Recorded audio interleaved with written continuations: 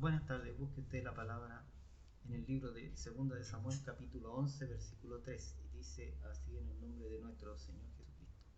Envió David a preguntar por aquella mujer, y le dijeron: aquella es Betsabé, hija de Eliam, mujer de Urías, Eteo. Y envió David mensajeros, y la tomó, y vino a él, y él durmió con ella.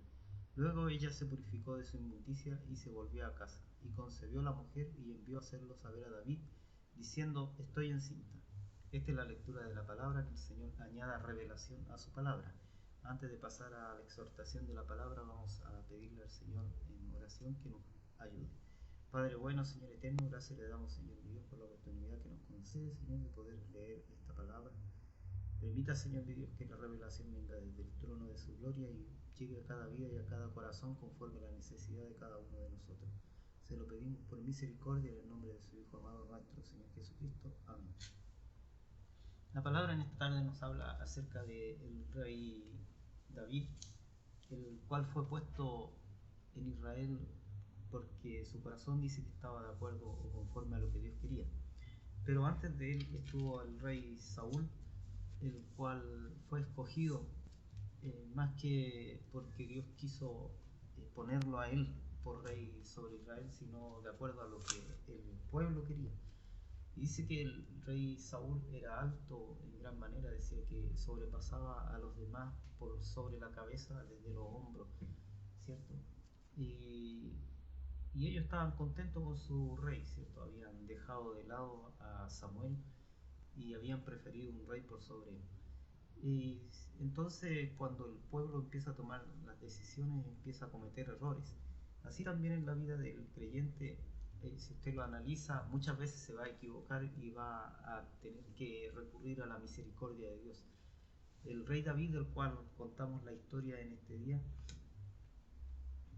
no es la excepción, ¿cierto? A pesar de lo que dice la historia, a pesar de lo que dice en el libro de Hechos, ¿cierto? Dice: después de quitarlo, les levantó por rey a David, del cual Dios también testificó y dijo: he hallado a David, hijo de Isaí, un hombre conforme a mi corazón, que hará toda mi voluntad. Esto dice según la Biblia de las Américas, ¿cierto? Entonces cuando uno lee esto y es Dios quien lo dice, no lo dice otro hombre, sino que lo dice Dios, entonces uno podría pensar que el rey David fue perfecto delante de los ojos de Dios.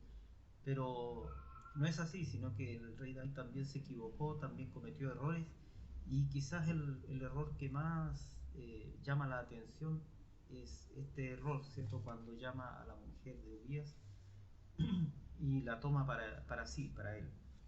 ¿Y por qué? Porque David tenía conocimiento acerca de las cosas de Dios, y quizás una de las cosas que él más temía no era el juicio del hombre, ni tampoco era perder la vida, sino que era perder el contacto, era perder la gracia de Dios, era perder el Espíritu de Dios que él podía sentir, ¿cierto? Entonces dice, cuando nosotros leemos la Escritura, dice que David en ese momento fue su general, el general de él, y los del pueblo y los guerreros fueron a pelear en contra de Amón, y él se quedó en el palacio. Y dice que por la tarde se levantó, y cuando salió a mirar vio a Betsabé que se bañaba, y llamó la atención de él, ¿cierto? Quizás estaba en el lugar menos propicio el rey David en ese momento, en el momento en que vio a esta mujer, ¿cierto? Y llamó su atención, y no conforme con eso, sino que él siguió los impulsos de su cuerpo, los impulsos de su corazón, y la mandó a buscar para estar con ella. Quizás ese hubiese sido ya un error de por sí, ya era un pecado, ¿cierto? Castigado en Israel con la muerte, pero podía haber hecho alguna cosa para enmendar este error que había cometido, pero sin embargo él lo que hace es mandar a buscar a Urías, ¿cierto?, al campo de batalla, y le dice que lo manden. ¿Para qué? Para que él, Urías, ¿cierto?, al estar en casa pudiese llegarse a su esposa, ¿cierto?, que era Betsabé, y así no se diesen cuenta de lo que había pasado, de lo que había acontecido, ¿cierto?, que ese hijo no era de Urías, sino que era del rey David. Pero esto no pasó. ¿Por qué? Porque Urías era un hombre valiente y a la vez era leal. Tenía lealtad para con el rey, para con su general, ¿cierto?, del ejército y para sus compañeros del ejército. Entonces él le dice, David lo invita, ¿cierto?, a cenar junto a él en el palacio, y después lo despacha para que se vaya a su casa, pensando el rey David que esto iba a hacer, pero los hombres le dicen que no había descendido a su hogar, sino que se había quedado ahí en el palacio, ¿cierto?, pero no a dormir en los cuartos reales ni nada de eso, sino que había dormido junto a los que estaban, a los que tenían como un menor rango en ese lugar. Y David le pregunta por qué lo había hecho y por qué no se había ido a su hogar. Entonces él le dice que cómo él iba a irse a su hogar a dormir bien bajo techo y comer y cenar y estar con su esposa mientras los demás estaban en el campo de batalla durmiendo a la intemperie, ¿cierto? Entonces el rey David, en vez de estas palabras tomarla para sí y decir cuán leal es este hombre para con el reino, que podía haberle declarado la verdad, ¿cierto? Y no sé, haber buscado alguna solución. Quizás no era fácil, quizás no es sencillo, ni siquiera para una persona común.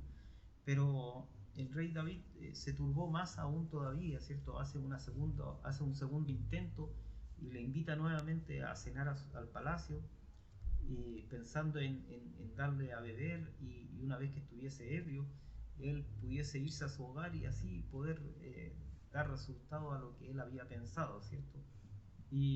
Pero a pesar de que estaba ebrio, Urías no se retiró a su hogar, sino que durmió en el mismo lugar donde había dormido la noche anterior.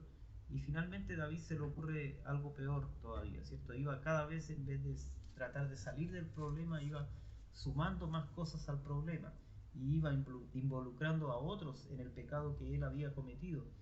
Y, y entonces se le ocurre llamar a su general a través de una carta, le escribe, ¿cierto? Le escribe una carta y que se la envía a través de Urías, y le dice: cuando estén en guerra frente a la ciudad, en el lugar más agresivo de la batalla, pongan a Urías adelante y después déjenlo solo.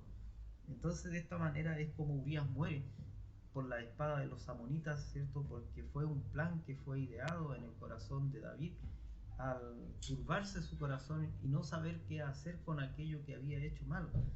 Y así quizás cuántas veces pasa en la vida del creyente, que tratando de arreglar un problema que ha cometido, lo hace pero de la manera equivocada y va involucrando a otros y va cometiendo errores. Nos encontramos en un tiempo en que quizás hay mucha incertidumbre, en donde usted escucha acerca, por ejemplo, de los Estados Unidos, en donde dicen que están a punto de una guerra civil, en donde se piensa que esta pandemia, ¿cierto?, que estamos viviendo, que tiene a la gente encerrada en sus hogares, que ha perdido la libertad. Pues ciertamente la gente dice: yo no he perdido ninguna libertad, puedo salir a la calle, puedo ir a trabajar. Pero, por ejemplo, si usted quisiera viajar a otro país o viajar a otra nación, a otra región de nuestro propio país, usted tendría que pedir un permiso y justificar por qué quiere ir y si es necesario ir. Entonces, la libertad no está tan como antes, ¿cierto? Esto no es como hace, no sé, 7 meses atrás, en que usted podía ir libremente, irse al terminal de buses, tomar un bus para irse a cualquier parte del país si usted lo quería hacer, ¿cierto? Simplemente para ir de vacaciones, simplemente para ir a visitar a una persona, ¿cierto? Entonces, cuando vemos que la escritura habla acerca de cómo el hombre se equivoca a través del pecado, ¿cierto? Cómo el rey David llegó a este punto, ¿cierto?, en que ya no tenía vuelta atrás. Cuando matan a Urías ya no había nada que hacer, simplemente esperar lo que Dios iba a hacer en la vida de él. Y así también nosotros, en la historia que estamos viviendo en este tiempo, ya no queda nada mucho que hacer, ¿cierto? Queda quizás, si levantan estas restricciones por un tiempo, el predicar la palabra, el decirle a las personas que busquen acerca de Dios, que busquen acerca de la salvación, que busquen acerca de la venida de Cristo y por qué pensamos que estamos cerca de la venida de Cristo. El hombre se ha equivocado, pero el hombre, en su propia justificación, todavía no llega al punto en poder reconocer que ha errado el camino, que se ha equivocado, sino que el hombre sigue todavía sacando a Dios de todo lugar en donde le moleste, ¿cierto? Lo saca de las leyes, lo saca de las aulas de colegio, lo saca del gobierno, lo saca de distintos lugares, lo ha sacado, y ya estamos en un punto en que Dios simplemente va a levantar el juicio y va a caer juicio sobre esta tierra y nosotros vamos a tener que entender que así es. La iglesia dice que está esperando el arrebatamiento, ¿cierto? El arrebatamiento es cuando la iglesia es sacada. ¿Para qué? Para que pueda finalmente concluir toda esta historia que lleva muchos años, ¿cierto? Que ha comenzado, ¿cierto? Con el nacimiento de Adán y Eva, cuando Dios hace la creación para el hombre, ¿cierto? Porque la historia comienza un poco antes, cuando Dios crea los cielos, la tierra, hace un orden, y después, ¿cierto? Tiene que concluir cuando viene el juicio sobre la tierra, cuando cuando la tierra es purificada, ¿cierto? Cuando la tierra es limpiada, y para eso tiene que la iglesia ser quitada. Dice que tiene que venir un hombre de iniquidad, ¿cierto? Que es el anticristo, y todas esas cosas van a suceder, y yo creo que estamos en el tiempo en que eso está sucediendo, se está implementando de forma gradual, quizás no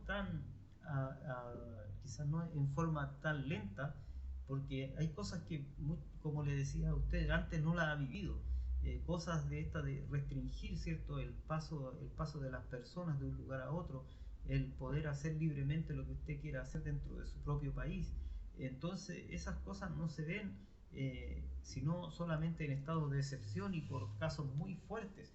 Y esto estamos viviendo hoy en día, pero el caso quizás que, por lo que le decía yo, la palabra de hoy, era porque el rey David no era una persona común y corriente, sino que tenía que ver que era alguien que, según las propias palabras de Dios, decía que era conforme al corazón de él, conforme al corazón de Dios. Entonces, si usted escucha esas palabras, entonces va a pensar que era una persona buena, que no se equivocaba. Pero el rey David se equivocó en esto y cometió un gran error. Entonces, ¿qué es lo que hace Dios para poder eh, hacerle entender a David que se había equivocado y que había errado su camino? Envía a un profeta, el profeta Natán, y Natán le relata una historia de un hombre rico y un hombre pobre. Dice que el hombre rico tenía muchos animales, tenía vacas, tenía y otros animales más, y en cambio el hombre pobre tenía solamente una corderita. Y entonces dice que vino un hombre de camino a visitar al hombre rico, y este no mató de sus animales, sino que mató a la corderita de este hombre que tenía solo esa corderita y que la había criado y la había alimentado y se había crecido junto con sus hijos. Entonces David se enojó en gran manera al escuchar este relato, y dice: ese hombre debe morir y debe pagar 4 veces lo que ha hecho. Entonces ahí Natán le dice: tú eres aquel hombre que ha hecho esto.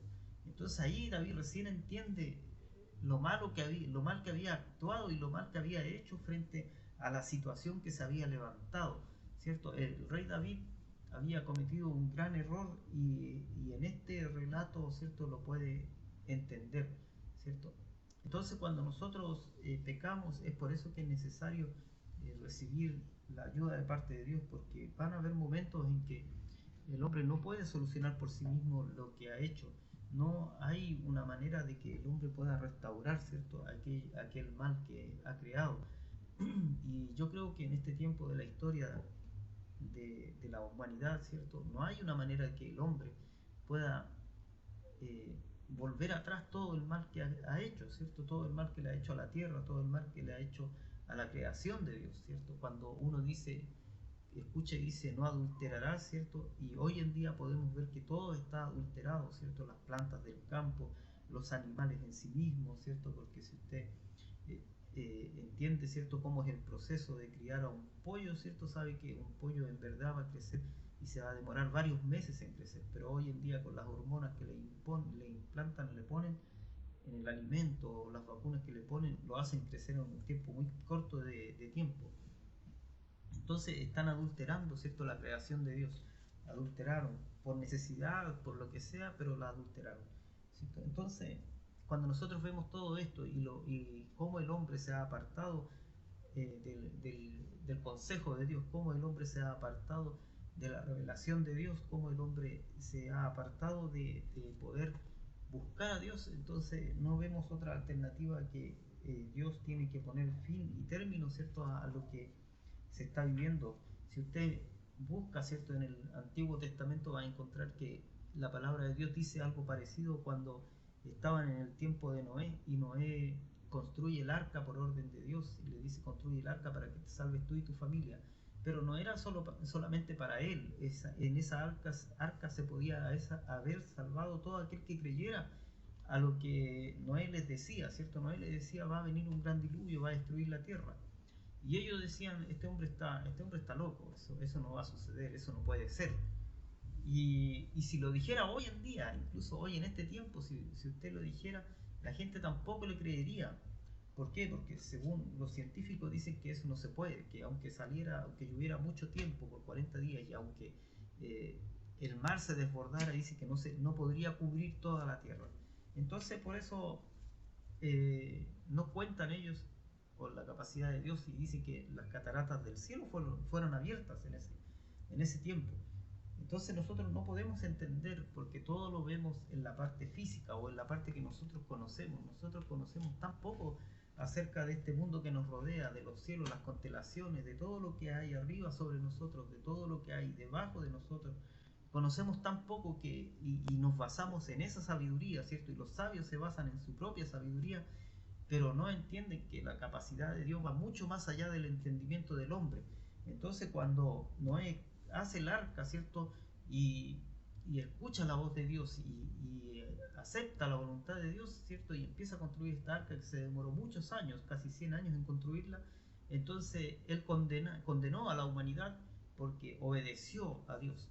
Entonces cuando usted analiza, ¿cierto?, la historia de Noé y dice que tuvo Noé a Enoch, que fue su bisabuelo, dice que él no pasó por este proceso, ¿cierto?, del arca, sino que Enoch dice que caminó con Dios y desapareció. Dios lo llevó vivo, no pasó por la muerte tampoco Enoch, sino que dice que lo traspuso Dios y se lo llevó. Sería la primera persona que fue raptada, por decirlo de alguna manera, que se cumple lo mismo que la palabra que espera hoy la iglesia, el rapto de la iglesia, ¿cierto?, el arrebatamiento de la iglesia.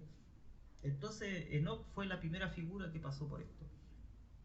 Y de esa manera también en este tiempo, ¿cierto?, de tanta incertidumbre, de tantas cosas que están sucediendo, quizás no esperamos una solución que esté al alcance de los hombres, no esperamos una solución que esté en la capacidad del pensamiento de la persona o del razonamiento, ¿cierto?, del creyente siquiera, sino que esperamos una solución que venga de parte de Dios, y esa es la de salvar a su iglesia, ¿cierto?, sacarla. ¿Para qué? Para que sigan adelante el hombre en su propia destrucción.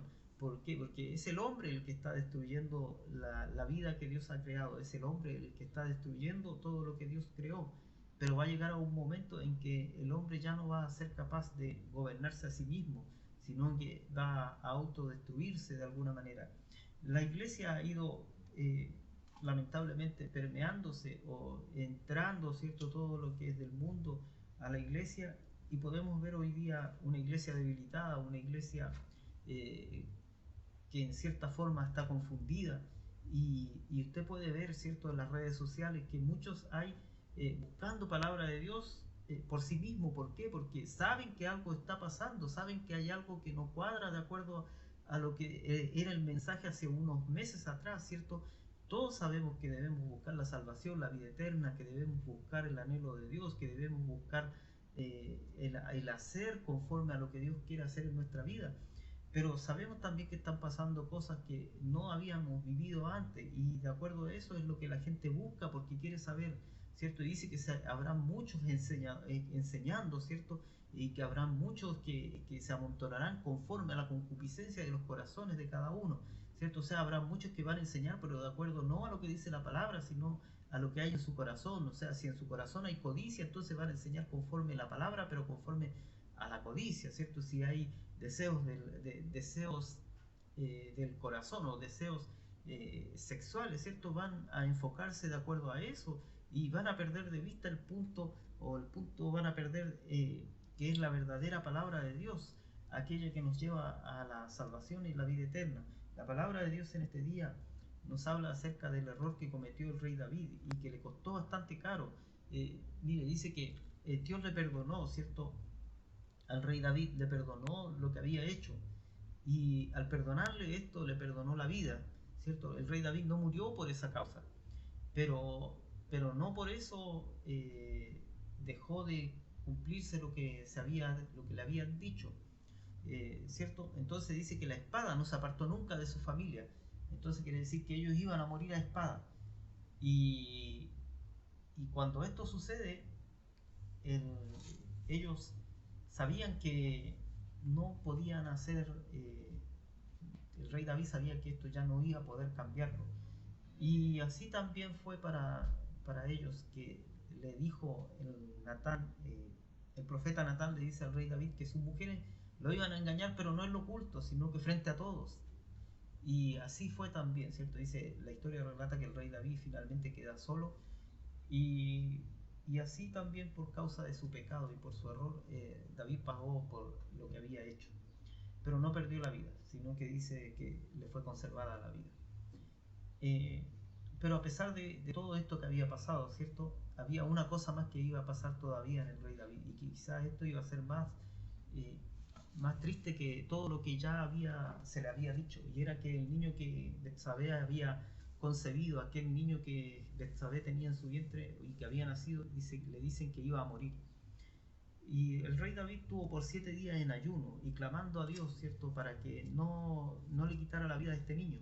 Mas Dios de todas maneras lo hizo así y perdió la vida el niño. Al 7.º día el niño muere y le avisan al rey que el niño había muerto.